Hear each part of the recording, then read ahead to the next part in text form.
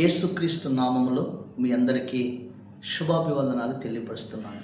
ప్రభునందు పిల్లరా, ఒకరోజు ఒక బాలుడు కొండ ప్రాంతంలో ఆయన గొర్రెలు మేపుతున్న ఆ సమయంలో కొన్ని పక్షిరాజు గుడ్లు అతను దొరికినాయి. పక్షిరాజు గుడ్లు దొరికినాయి. ఆ గుడ్లను తీసుకుని వచ్చి తన ఇంట్లో కోడి పొదుగుతున్నప్పుడు ఆ కోడి గుడ్డలతో కలిపి ఈ పక్షిరాజు గుడ్డలు కూడా ఆ కోడి గుడ్డలతో పాటు పెట్టాడు. ఆ తర్వాత కొద్ది రోజులు అయిన తర్వాత ఆ గుడ్డలు ఆ కోడి పిల్లల్ని పెట్టింది. అయితే ఆ కోడి పిల్లలతో పాటు ఈ పక్షిరాజు పిల్లలు కూడా పెరుగుతూ ఉన్నాయి. ఈ పక్షిరాజు పిల్లలు పెరుగుతూ అవి కూడా కోడి పిల్లలతో పాటే ఈ కింద వాటితో కూడా సంతోషంగా సుఖంగా నేల మీద తింటూ బతుకుతూ ఉన్నాయి. కానీ ఆ పక్షిరాజు ఆ పిల్లల జీవితం కింద కాదు, అవి ఆకాశంలో ఎగరాలి. కానీ వీటితో ఈ కోడి పిల్లలతో పాటు ఉంది కాబట్టి, వాటితో సహవాసం చేస్తుంది కాబట్టి ఇదే నా ప్రపంచం, ఇదే అనుకుని తింటూ ఉన్నాయి. ఒకరోజు ఆకాశంలో ఈ పక్షిరాజు చూసింది. పక్షులు చూసి ఇదేదో మన జాతిలాగానే ఉంది, మన జాతిలాగానే ఉన్నాయి, కానీ వాటితో కలిసి కింద భూమి మీద నూకలు తింటున్నాయి, భూమి మీద ఉన్నాయి ఏంటి అని ఒకసారి కిందకు వచ్చి చూసేవరకు వాటిని గమనించింది.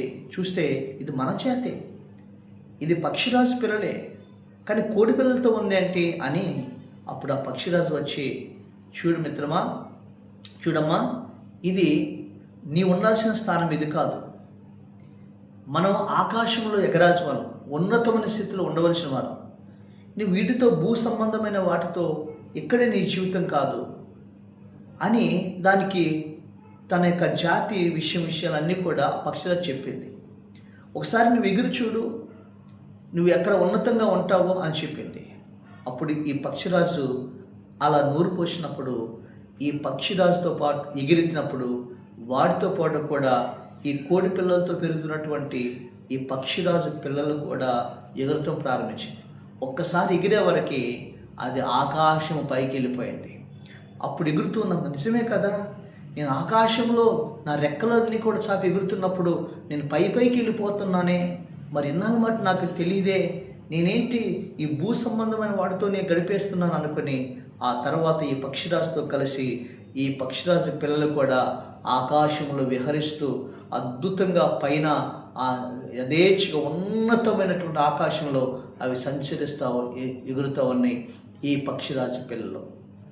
అప్పుడు అనుకున్నాయి, ఇంతకాలం నాకు తెలియక ఇదే నా ప్రపంచం అనుకున్నాను, ఇదే నేను అనుకున్నాను, కానీ నేను పక్షిరాజులాగా ఆకాశంలో ఇంత స్థితి నాకు ఉందని తెలుసుకోలేదే అన్నప్పుడు ఇక నుంచి ఆకాశంలో విహరించడం ఆ పక్షిరాజు పిల్లలు ప్రారంభించింది. దేవుని స్తోత్రం కలుగును. ఆకాశంలో ఎగురుతూ ఉన్నాయి, ఉన్నతమైన స్థితిలో ఉన్నాయి. అప్పుడు ఆ ఉన్నతమైన స్థితిలో ఎగురుతూ ఉన్నాయి. ఈ రోజున ప్రియమైన దేవుడి బిడ్డలారా, నీ జీవితం నా జీవితంలో కూడా నీవు కూడా యేసు ప్రభువారు తన సిలువలో తన రక్తము చేత యేసయ్య మనల్ని విమోచించాడు. యేసు ప్రభువారు మన పాపం క్షమించాడు. యేసుక్రీస్తు ప్రభువారు నీవు నేను కూడా ఈ భూ సంబంధమైన స్థితిలోనే, ఇదిగో ఇలాంటి హీన స్థితిలోనే, దీన స్థితిలోనే, ఇలాంటి పరిస్థితుల్లో ఉండాలని కాదు, మనం కూడా ఉన్నతమైన స్థితిలో ఉండాలని, ఉన్నతమైనటువంటి దీవెనలు పొందుకోవాలని, ఉన్నతమైనటువంటి ఆశీర్వాదాలు మనం అనుభవించాలని యేసయ్య తన స్వరక్తం ఇచ్చి తన బిడ్డలుగా మనం చేసుకున్నాడు. ఈ రోజున నీవు కూడా ప్రభు అంటున్నాడు, నీవు ప్రత్యేకంగా ఉండాలని ప్రభు చెప్తున్నాడు. అలా ఉన్నతమైన స్థితిలోకి వెళ్ళాలంటే, ఉన్నతమైన అనుభవంలోకి నీవు వెళ్ళాలని ఆ ప్రభు కూడా ఆశిస్తూ ఉన్నాడు. దేవుని వాక్యంలో మనం చూసినట్లయితే చూడండి, ద్వితీయోపదేశ కాండము 28వ అధ్యాయము 28వ అధ్యాయం చూడండి, 28వ అధ్యాయం చూడండి.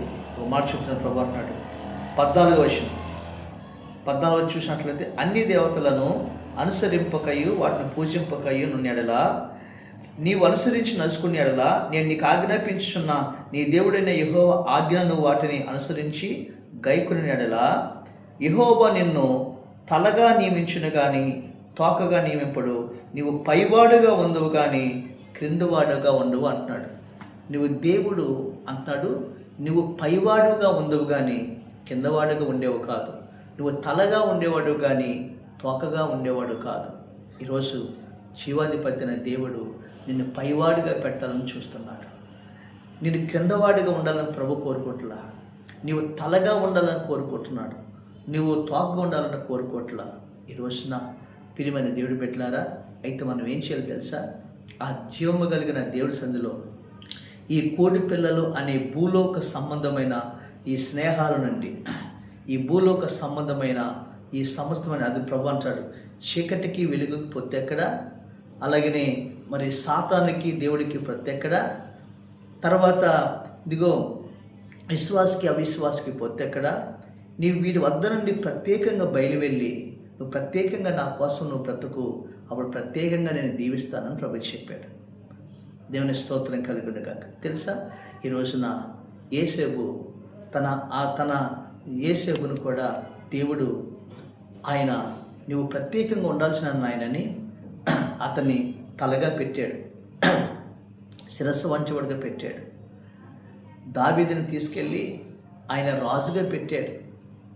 ఈరోజు మన జీవితాల్లో కూడా దేవుడు నువ్వు ఏలుబడి చేసేవాడిగా ఉండాలని చెప్పాడు. యేసేపు ఐగుప్తు దేశాన్ని ఏలుబడి చేస్తున్నాడు. నీ బిడ్డలు కూడా, నీవు కూడా ఈరోజు కింద స్థితిలో ఉన్నావేమో, కానీ దేవుడు నిన్ను పై స్థితిలో పెట్టాలని చూస్తున్నాడు. అయితే నీ సహవాసం కోడి పిల్లలతోనా, భూలోక సంబంధమైన ఇంకా స్థితిలోనా? నీ ప్రార్థన ఉన్నత స్థితిగా మారాలి. నీ పరిశుద్ధత ఉన్నత స్థితిగా మారాలి. ఈ రోజున నీ వాక్య ధ్యానం ఉన్నత స్థితిగా మారాలి. దేవునితో సహవాసం ఉన్నత స్థితిగా మారాలి. అలాంటి సహవాసం కలిగినప్పుడు దేవుడు నిన్ను కూడా తలగా పెడతాడు, పైవాడిగా పెడతాడు, ఏలుబడి చేసేవాడిగా పెడతాడు. అనేకులకు నేను ఏలికగా దేవుడు నేను పైవాడిగా ఉంచబోతున్నాడు. ఈరోజు యేసేపుని అలాగే అందులో ప్రత్యేకంగా ఉన్నాడు, పైవాడిగా పెట్టాడు, ఏలుబడివాడు చేసేవాడిగా దీవించాడు. వాక్యం వింటున్న ప్రియమైన దేవుని బిడ్డలారా, ఎంతకాలం ఇంకా కోడి పిల్లలతో సహవాసం చేస్తాం, అనగా ఈ లోకంతో సహవాసం చేస్తాం, పాపంతో సహవాసం చేస్తాం, ఈ లోక సంబంధమైనటువంటి మరి వాటితో సహవాసం చేసి దేవుడిచ్చిన ఆశీర్వాదాన్ని దూరం చేసుకోకుండా నీ ఉన్నత స్థితిలో ఉండాలని ప్రభు కోరుకుంటున్నాడు. ఈరోజు ఆయన ఆజ్ఞలు గైకొంటూ ఆయనతో సహవాసం చేస్తూ ఉన్నతమైన ఆత్మీయ జీవితంలో నువ్వు పైకి ఎగిరినట్లయితే నేను దేవుడు పైవాడుగా ఉంచుతాడు, తలగా ఉంచుతాడు, నేను వేలుబడి చేసుగా ఉంటాడు. అలాంటి కృప నీకు, నీ బిడ్డలకి, నీ కుటుంబానికి దేవుడు దయచేయనుగాక. పరిశుద్ధుడైన మా తండ్రి, ఈరోజు నీ వాక్యం ద్వారా మా అందరితో మాట్లాడేందుకు స్తోత్రాలు చెల్లిస్తాం. మేము భూ సంబంధమైన వారం కాదు ప్రభా, పర సంబంధమైన వారం. మేము కింద వారం కాదు ప్రభా, మేము పైవారం. మేము పై ఉన్న వాటిని వెతకాలి ప్రభా, కింద ఉన్న వాటిని కాదు. మా సహవాసం మీతో ఉండాలి ప్రభా. ఈ బిడ్డలు ఎవరైతే వాక్యం విన్నారో, ఇంకా భూలోక సంబంధమైన స్థితిలో ఉంటూ, ఇంకా దరిద్రతలోను, ఇంకా నాయన తండ్రి నాయన ఇంకా ఈ స్థితిలో నాయన స్థితిలో దీనస్థితిలో ఉన్నారో, ఆ స్థితి నుంచి ఉన్నతమైన స్థితికి నడిపించి దీవించమని, ఎవరైతే అనారోగ్యంగా ఉన్నారో మీరు ముట్టి స్వస్థపరచండి ప్రభా. ఎవరైతే ప్రభా నాయన తండ్రి నాయన అప్పులు ఉన్నారో వారిని విడిపించండి ప్రభా.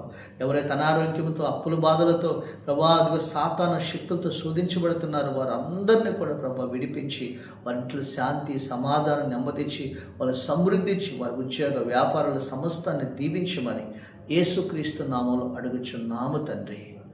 ఆమేన్.